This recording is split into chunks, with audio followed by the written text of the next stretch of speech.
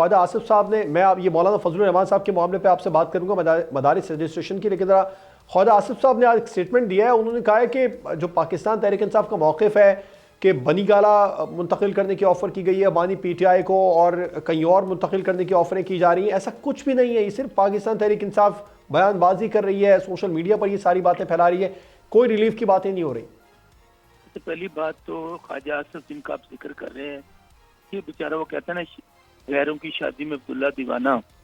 جس شخص کی حیثیت اور اوقات یہ ہے کہ ہر بار وہ فارم 47 پہ جیتتا ہے. سر آپ کے تمام تر اعتراضات کے باوجود بھی اس وقت وہ وزیر دفاع ہوا بازی ہے پاکستان کے.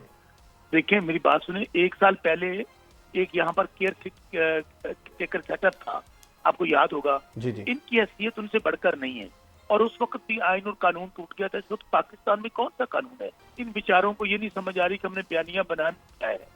یہ صرف ہم بار بار آپ کو کہتے تھے کہ مذاکرات اس سے کرنے کا فائدہ کو نہیں ہوگا. آج میں سن رہا تھا ان کی وہ ٹیم پتہ کیا کہتی ہے، وہ کہتے ہیں کہ بتائیں ہم نے تو کہہ دیا تھا ملاقات کروائیں.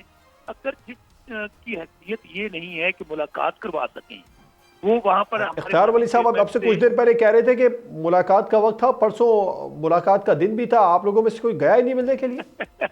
آپ ایک کام کریں، انہیں کہیں کہ 1 کروڑ